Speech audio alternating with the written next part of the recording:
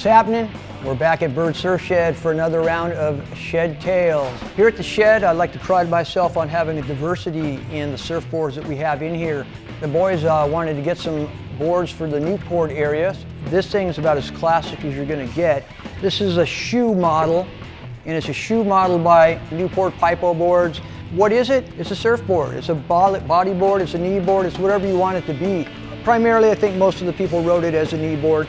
It has the sunken contour deck, ultra thick in the tail, but very short, 5'2", and the length 21 inches wide, maybe 22 actually. Very hard edge all the way around it, giving it good release, not bite. Edge gives you release, so the thing's gonna be loose, riding high on the water.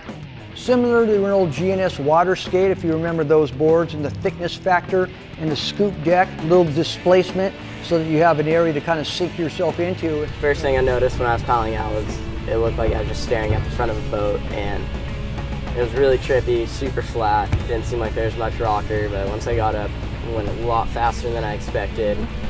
Tried to do a floater, got on top of the lip. Board kept going on the lip, and I went over the falls. I can't tell you off the top of my head who shaped it. Maybe Ron Romanowski. I'm not quite sure if you had any kind of allegiance with those guys at the time. It would be a bear to shape. It looks a lot more complex when you're looking at it from my hands than what you're probably seeing on the camera, but shaper unknown.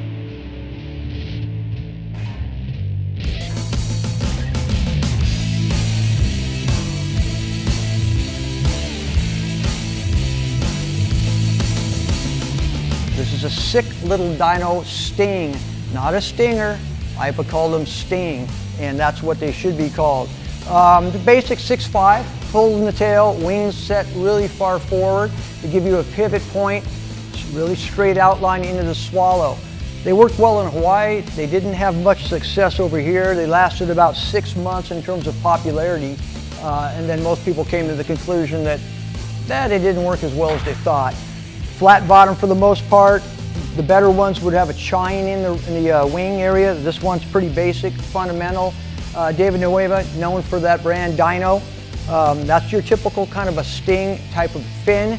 Very raky, very deep, probably a 9-inch fin, and they would always ride them really far forward in the box. If you were Larry Bertleman, who kind of popularized the style, you would ride the fin loose, meaning that it wouldn't be tight in the box, and the fin would slide frontward, backward, sideways. But once again, you're talking about Larry Bertleman, who could ride about anything. So this will definitely be a fun one for the boys. You can ride the barrel, you can do some turns. It's hard to get them to do both at the same time. So I look forward to seeing what they can do with this particular Sting model. At first I was like, just kind of scared that I wasn't going to be able to ride it, and it was going to be a joke, but it was so fun and worked really incredibly well, especially out here in these little hollow waves. But just paddle early, and I was just stoked that I was able to make it work. I rarely get a chance to ride boards like this, so just to get a couple fun little waves on it motivates me to go grab some of my other old boards that I never ride. Yeah, I was blown away at how good it worked. Just felt like Penny, and it was pushing me really fast down the line. Just kind of picked one direction and just went for it. We're looking at the length of this board as being 6'5" by about 19.5 by about probably 2 3/4 inches on the thickness. Flat deck, a lot of paddle power, neat out to the rail, tapered in the tail. You can see how the tail tapers. You really need to have that if you're going to put that fin that far up, because you'd spin this thing out, even with that big fin, if it had a Chunkosaurus tail. And just a good, fun, all-around board.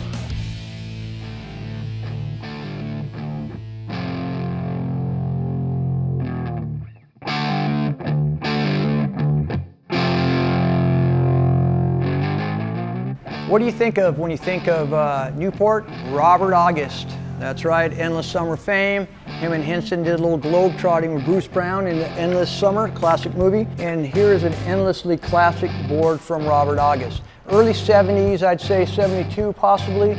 You can see obviously no leash plug on it whatsoever. Very clean outline, pulled in the tail to the extreme. Hot coat pin lines, heavy, but that was what they did in the day. Very durable. We're looking at 7.2 for basically larger waves by about 3 inches thick, and it's about 19 1/4, 19 1/2 wide. and then we turn it on over and you'll see some heavy detail in the bottom of it.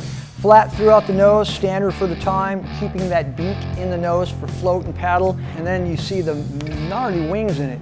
Not only are the wings sharp on the outline, but they have a heavy flute or a concave. This was called in the day was a spiral V. Being the wizard that Robert Okvist was, he put correct wings in it, so they all work together. You get the board on rail, the wings kick in almost like little side fins and give you really good drive at the same time.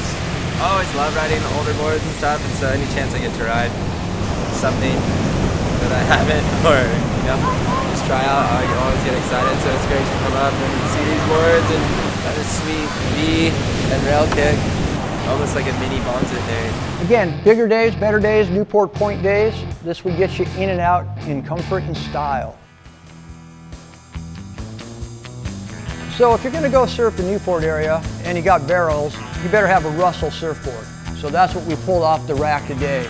We've got a 6'2" Russell, and it is just a classic. Wicked little pintail, about 19.5 inches wide, 2 3/4, maybe a little thicker than that. Thick in the nose, clean little beak, kind of like an island style board. Very, very sharp, low tapered on the cut lap of it into a really well foiled tail. You've got a lot of V and a lot of rocker. All right, I'm JP Roberts. We're down here at Russell Surfboards in Newport Beach, and you guys brought this really cool 70s era Sean Stussy Russell. My guess is that it's probably late 70s, 77, 78, 79, because it's already got Sean's logo, so he started designing that later on. That obviously went on all of his t-shirts, all of his clothes. Really cool era. It was kind of the golden era for Russell especially. A lot of the early 70s you won't find Mike O'Day's signature or Sean Stussy. As these guys got bigger, and it got more acceptable to have, you know, shapers working for your label, but especially as Sean Stussy started to develop his own name, you know, he started letting Sean put his signature and logo on each board. It served a lot better than my first impressions of the board. I mean, I think the volume and everything and the design, the folded tail kind of, it works. I really enjoyed surfing it, yeah. A neat era for Russell and boards in Newport at least, you know. For those of you that know Russell, you know that he was nothing but the best in terms of the quality and shaper that he was. Their boards were characterized by very chiseled type of design. Their work is very crisp, very pronounced. They'd be like the hot rod of the day.